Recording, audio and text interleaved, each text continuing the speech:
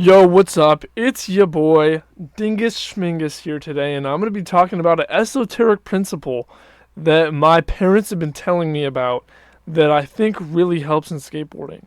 Now, what is this principle? Now, this principle is basically that not that you don't have free will, but that the future determines the past. So, hear me out here. So basically, they were telling me about a study where they had multiple test groups of people study for a test, okay? And then out of each group, they randomly, so they gave the people the same amount of time, a very short amount of time before the test to study for this test. And then they grabbed random people out of the group, split them in half. Half the people, they just end the test right there. After the test, they do nothing. The other people, after taking the test, got more time to study the test. After the test, though, they didn't get to take the test again. They just kept studying. When it was assessed across all the multiple groups, the people who had taken the test and then kept studying did slightly better. It wasn't like a lot, it wasn't like a huge amount, but slightly better, just enough to make esoteric, crazy people who draw connections all the time and notice patterns come up with this concept where basically the future determines the past. And in a lot of places, this doesn't really make sense. Like if you want to do good on a test, study before, you know. But in skateboarding, it makes infinite sense because a lot of skateboarding, you're not going to land the trick if you don't think you can land the trick. If you don't think you can tray flip, there's no way you're going to be able to land a tray flip. But if you see other people tray flipping all the time and you understand that the front foot like does barely anything and it's mostly just like a back foot motion, and you realize you can lock that down. I've heard about people learning how to tray flip before they could even kick flip. There's a lot of people who do tutorials on how to tray flip using only your back foot. Now, this video is not about me learning how to tray flip. I should do a video on me doing that, but this video is about me working on two tricks that a lot of skaters would have learned by now and are really challenging for me, but with this new understanding that I know that I will learn these tricks. Now, I know that these tricks have been in my like sphere of like I should work on these because it's like I could land these tricks if I really worked on them hard, but in my head I've always just had this mental block of thinking that maybe I just won't learn them for some reason. Like maybe I just never will. Maybe, and these two tricks are frontside flip and heel flip. Now, this video is just going to be me talking about these clips and how I'm doing a lot better. Like this is really my first day practicing these with this new mindset. And I'm already doing way better. So let's take a look. Okay, so just right off the bat, I do want to just come out and say that I did not land heel flip or frontside flip in this video. This is about 25 minutes of me skateboarding, and I spent maybe 15, maybe 20 minutes working on the two tricks that I just talked about. And I just want to highlight how confidence made my attempts a lot better. So we're going to start it off with just me doing some regular trips. There's a kickflip, little manual. I wish I could have nose manualed all the way back down, but I need to work on nose manuals. That's another thing. Sex change, kickflip.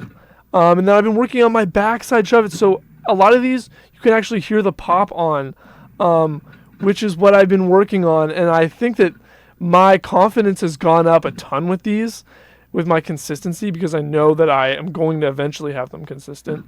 That just looked kind of buttery while I slowed it down. It was just a manual, and then I went in the street and had to stop because of the car.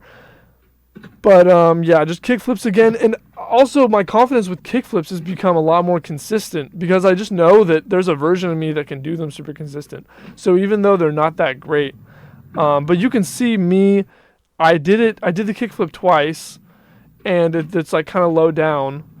Oh, whoops, I didn't really show it. It was kind of lower down, and I wasn't really popping the back, but because I know that I am going to be able to pop the back more on the last one, I kind of got a little bit of a better attempt, I think. And then working on big fakey big spins, because I know that eventually that's going to be an insanely easy trick for me to be going even really fast. So I've just been working my rotations, and the confidence of knowing that I will be able to roll away from it makes me roll away from ones where normally I would just not roll away. And then here's where I'm starting to work on the front side flip. Now, no, okay, before this, let me just say, before this, I couldn't even do the rotation. I could not make the board do the actual flip. And I believe I slowed one down. But some of these are actually decent. Like some of these, it's like if I really just jumped and committed, I could probably land on that. As we can see here, I'm kicking down a lot. I need to be kicking just like out instead of down. And I think that comes from my lack of confidence to actually jump on the board. But I still felt pretty proud about just knowing that I will be able to land this trick, and then me being able to make the board actually do the thing because I know that I will be able to land this trick because I have 180s. And then now I'm doing heel flips. Heel flips, also, I couldn't get the board to rotate. I think it's because my board is so big, and people tell you to flick with the nose. Like, the people tell you to flick off the nose with the front of your foot, like with your toes. I was just doing it with the full heel, and I think that I'm going to have a very sketchy heel flip when I do land it. But, hey, it's rotating, and then kick flips to, regain confidence because that killed my confidence. Because look at these, man. Like, but to go from not even be able to make the board rotate that direction to being able to do it, it feels good. And then back shove off of something, I'm just getting more confidence by knowing that these tricks are my core tricks in like a few years. And then these I slowed down just because I'm just working on the catch a little bit. These are not, super high tricks by any means, but as you can kind of see, I'm not stomping them down as fast, which I think that kind of comes from, like, there was room for me to actually do the body varial in midair. That one, I didn't stomp the pop shove, and I think that, okay, I think it ends right there. Yeah, if you're a beginner skateboarder, I highly recommend just having confidence in yourself, just telling yourself that you are a good enough skater to learn the tricks. If you know all the pieces of a trick, you should really have more confidence. Like, for example, like if I can do like front 180s really consistently, I have kick flips.